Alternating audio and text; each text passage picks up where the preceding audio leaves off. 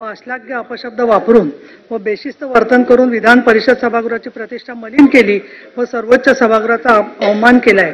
त्यांच्या या अतिशय असभ्य, बेशिस्त व संसदीय प्रथा, परंपरा व शिष्टाचारांचे घोर उल्लंघन करणाऱ्या अशिष्ट वर्तनाकडे दुर्लक्ष केल्यास संसदीय प्रथांचे अवमूल्यन होऊन सभागृहाच्या कामकाजाबाबत चुकीचा पांडा पडेल। सबब त्यांच्या या अत्यंत बेशिस्त आणि अशोभनीय वर्तनाची गंभीर दखल घेऊन ही विधान परिषद असा ठराव करत आहे की अंबादास दानवे विरोधी पक्षनेते यांचे सदस्यत्व सन 2024च्या तृतीय पावसाळी अधिवेशनात 5 दिवसांकरता निलंबित करण्यात यावे, तसेच सदृह निलंबनाच्या कालावधीत बंदी टाकण्यात यावी। मी आता सभागृहाचा ठराव मतास टाकतो। अनुकूल असतील त्यांनी होय म्हणावे, प्रतिकूल असतील त्यांनी नाही म्हणावे। होयचे बहुमत आहे, होयचे बहुमत आहे, होय ठराव संमत झाला। तर या पावसाळी अधिवेशनाच्या उर्वरित दिवसांमध्ये अंबादास दानवे यांचं सभागृहातून निलंबन करण्यात आलेलं आहे। अंबादास दानवे हे विधान परिषदेचे विरोधी पक्षनेते आहेत। या घडीची एक अत्यंत महत्त्वाची आणि मोठी बातमी, अंबादास दानवे विधान परिषदेचे विरोधी पक्षनेते या पावसाळी अधिवेशनाच्या पुढच्या 5 दिवसांसाठी अंबादास दानवे निलंबित झालेले आहेत। सभागृहामध्ये काल जो प्रकार घडला, जो गोंधळ झाला, जो गदारोळ झाला, त्या संबंधात सत्ताधारी आमदारांनी अंबादास दानवे यांच्यावर कारवाईची मागणी केली होती। त्यावर निर्णय घेण्यासाठी नीलम गोऱ्हे यांनी 1 तासासाठी सभागृहाचं कामकाज स्थगित केलं होतं आणि आता अंबादास दानवे यांना निलंबित करण्यात आलं। सगळं द्यावं लागेलचा प्रश्न नाहीये, निलंबन झालेलं आहे, त्यामुळे बोलायचा प्रश्न नाहीये। त्याच्यामध्ये मी पुढचं कामकाज पुकारते आहे आणि त्याच्यामध्ये या संदर्भामध्ये आज आपली वेगवेगळ्या चर्चा झालेल्या आहेत या संदर्भामध्ये जे आहे ते, आणि म्हणून मी पुढचं कामकाज पुकारते। तुम्ही बोला, त्यांना ते निलंबित झालेले आहेत, त्यांना जर ऐकून घ्या। अशा प्रकारच्या ठरावावर यापूर्वी कधीही चर्चा झालेली नाही। अशा प्रकारच्या ठरावावर यापूर्वी कधीही चर्चा झालेली नाही। अशा ठरावावर कधी चर्चा होत नाही। अशा ठरावावर यापूर्वी कधी चर्चा झालेली नाही। अशा ठरावावर कधी चर्चा होत नाही। चुकीचा पायंडा नको या ठिकाणी, अशी चर्चा होत नाही। आपण पुढचं कामकाज घेऊया। चंद्रकांत दादा पाटील लेईंग करायचंय।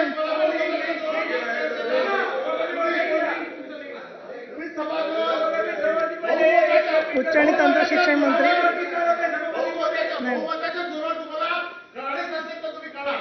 सभापती महोदया, शिवाजी विद्यापीठ कोल्हापूर यांचे सन 2022-23 या वर्षाचे वार्षिक लेखे मी सभागृहासमोर मांडतो।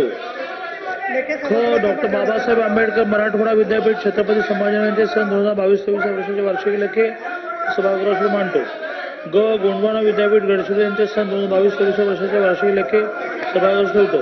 महोदय, मी आपल्या अनुमतीने यशवंतराव चव्हाण महाराष्ट्र मुक्त विद्यापीठ अधिनियम 1989 मधील कलम 27(3) अन्वये यशवंतराव चव्हाण महाराष्ट्र मुक्त विद्यापीठ नाशिक यांचे सन 2022-23 या वर्षाचे वार्षिक लेखे आणि अंतर्गत लेखापरीक्षण अहवाल सभागृहासमोर मांडतो।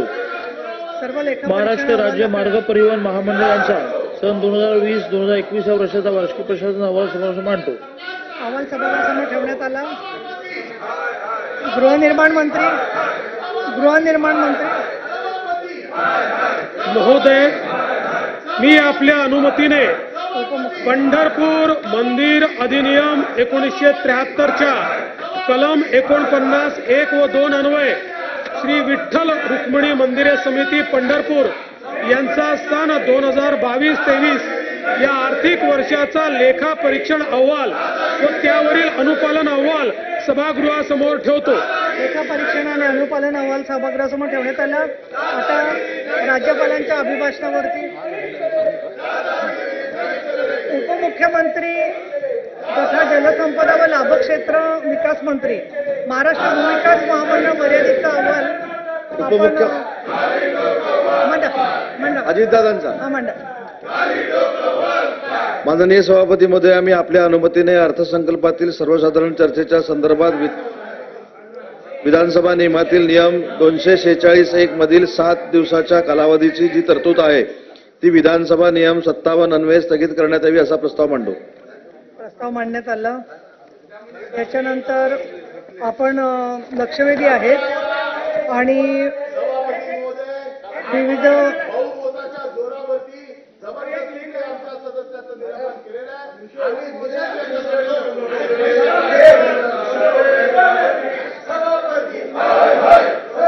अभिभाषण राज्यपालांच्या अभिभाषणावर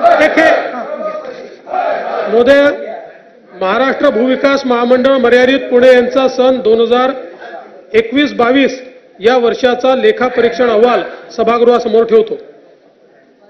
लेखापरीक्षण अहवाल सभागृहासमोर ठेवण्यात आला. राज्यपालांच्या अभिभाषणावरती चर्चेत भाषणं राहिलेली आहे. राज्यपालांच्या अभिभाषणावरची चर्चेची महोदया, एक गोष्ट या ठिकाणी रेकॉर्डवर आली पाहिजे की अशा प्रकारे ज्यावेळी ठराव मांडला गेला यापूर्वी देखील कधीही त्याच्यावर चर्चा झाली नाही. हा ठराव चर्चेचा ठराव नसतो. या ठरावावर आपण मतदान घेतो, त्याप्रमाणे आपण मतदान घेतलेलं आहे आणि जी काही कारवाई नियमानुसार झाली पाहिजे त्या नियमानुसारच ही कारवाई या ठिकाणी झालेली आहे. त्यामुळे हा जो काही आग्रह दुराग्रह विरोधी पक्षाचा होता तो पूर्णपणे चुकीचा आणि नियमबाह्य होता, हे देखील या ठिकाणी रेकॉर्डवर असलं पाहिजे.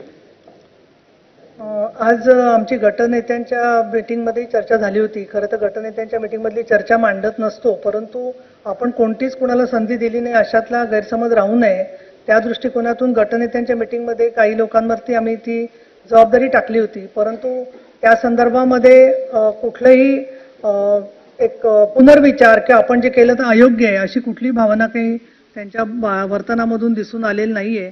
किंबहुना गटनेत्यांच्या मीटिंगलाही ते अनुपस्थितच होते आणि काल सुद्धा सभागृहामध्ये दोन्ही जे प्रसंग झाले, सकाळच्या वेळेला क्रिकेटच्या संदर्भात